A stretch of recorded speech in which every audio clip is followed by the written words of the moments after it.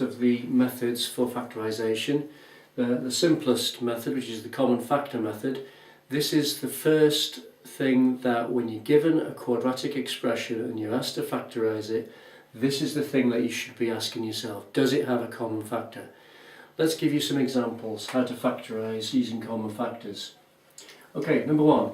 If I had 2x's plus 4 and I said factorise that, then you ask yourself, is there a number that goes into both 2x and it goes into 4? And the answer is yes. The number that goes into both is the number 2. The rest goes inside a bracket. 2 times x is 2x, 2 times plus 2 is the same as plus 4. Very simple example. Okay, number 2, let's make it a bit harder. You might have something like 9x take away 6 to factorise.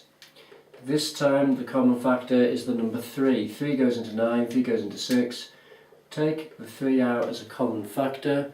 Everything else goes inside a bracket. 3 times 3x is 9x. 3 times a negative 2 gives you the negative 6. Okay, so there's the common factor in that case. Number 3. Okay, for number 3 you might have on occasion something like minus 8x minus 6 to look at. Okay, and in this particular case the common factor, well, there's a 2 that goes into both, but also I would suggest, because both of these are both minuses, I would suggest we make it a minus 2 as a common factor. Take out the minus as a common factor as well. So you're going to get minus 2 times 4x gives you minus 8x, and minus 2 times positive 3 gives you the minus 6. Okay, one more of this very basic type. You might have something like minus 10x minus 8y. Okay, in this case we've got y's involved as well. It doesn't make it any different. Common factor, 2 goes into 10 and 8, and you've got a minus in both cases. So I would suggest take out a minus 2. Minus 2 times 5x is minus 10x. Minus 2 times a positive 4y gives you minus 8y. Okay, so 4 very simple basic common factors. Okay, how could we make it a bit harder? Well, if I just make some space, have a look at number 5. Sometimes, and in fact very often, you will have an expression, a quadratic expression like this. This is a quadratic, a power 2 expression for x, and we'll be asked to factorise that. Okay, in this particular case we do not have a number that goes into both, apart from the number 1, which we don't bother with. But we do have an x term that's in both, and so x is known as the common factor. You put x outside and then the rest goes inside a bracket. X times something gives x squared, it must be an x. X times positive 3 gives you 3x. Okay, that's it. That times that is the same as that.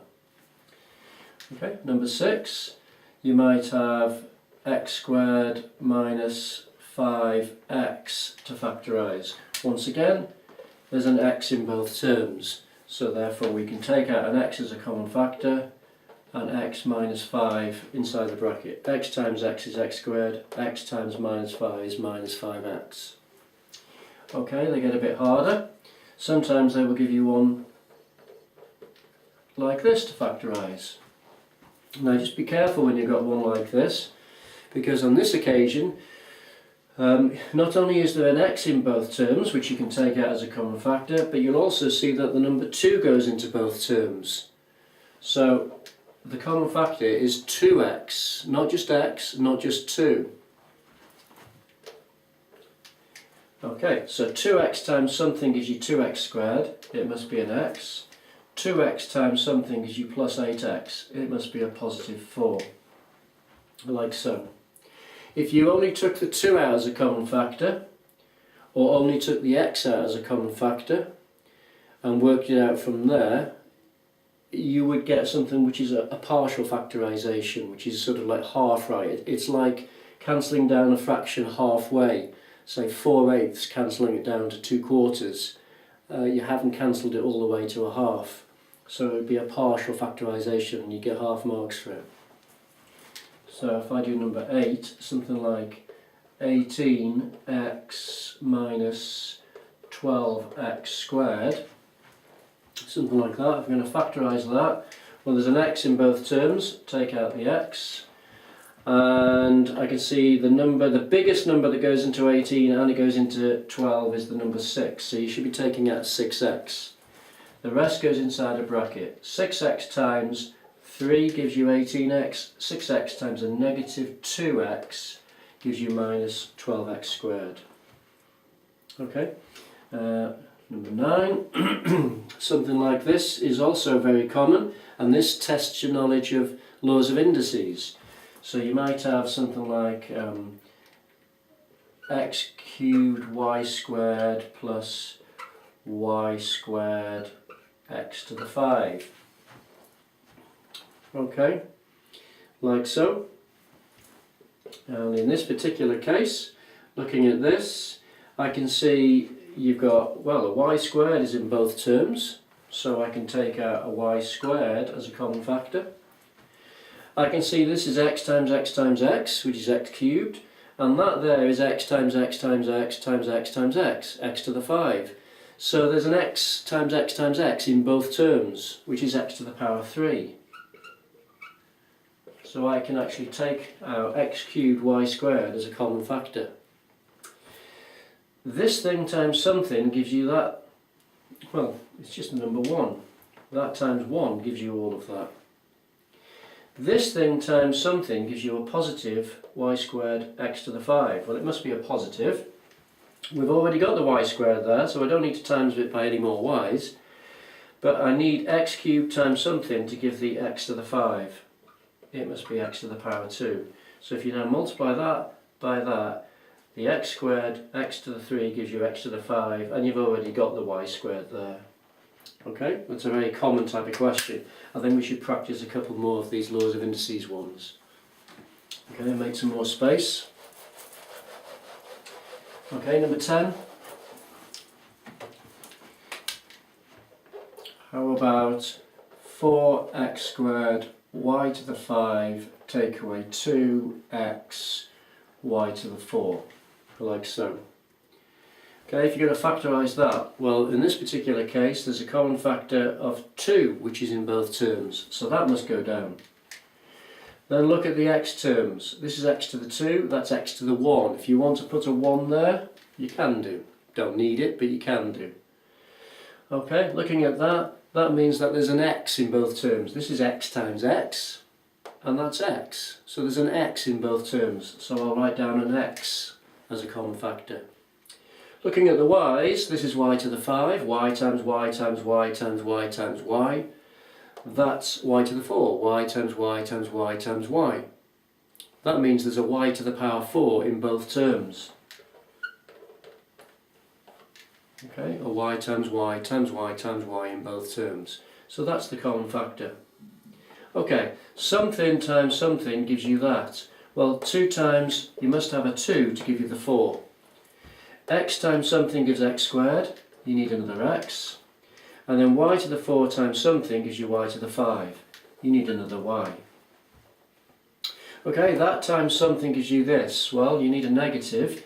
The 2 is already there. I don't need to put a number there then. If you like, it's a number 1, but I don't need to put the 1 in. And then x times something gives you x. I don't need any more x's. And y to the 4 times y, times something gives you y to the 4. Well, I don't need any extra y's. Oh, so I don't put anything. Well, of course you do. You need to put a 1 there, because that times by 1 actually gives you that. Okay, so there you go. There's the factorisation. Okay, how about this one? 3x to the 7, y to the 4, plus 6x cubed y squared. Okay, you've got to factorise that. A 3 in both terms. 3. X to the 7, x cubed. Well, x cubed is in both terms. So you don't need to put the bracket yet. X cubed is in both terms. Okay, y to the 4, y squared. Well, there's a y squared in both terms. A y times y is present in both terms. The rest goes inside a bracket. 3 times something gives you 3, okay, don't need any number. X cubed times, well, it must be x to the 4. X cubed times x to the 4 is x to the 7. Y squared times something gives you y to the 4. It must be another y squared. Y squared times y squared, add up the powers from the first law of indices gives you y to the 4. Okay, plus 3 times it must be a 2 to give you the 6.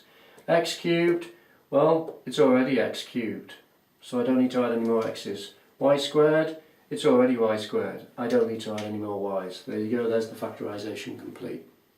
We'll try one more. Number 12, how about 10x to the 8, y squared, take away 5, x to the 5, y to the 7. Okay, so what we're going to do now is take out a common factor. Common factor, looking at numbers, the biggest number that goes into both is 5. Okay, and x to the 5 is in both, and I see a y squared is in both. Inside a bracket, 5 times 2, and then x to the 5 times x to the 3 gives you x to the 8. There's already a y squared, so I don't need to put any more y's. So that times that will give you that. Minus, I don't need to put a number 5, x to the 5 is already there.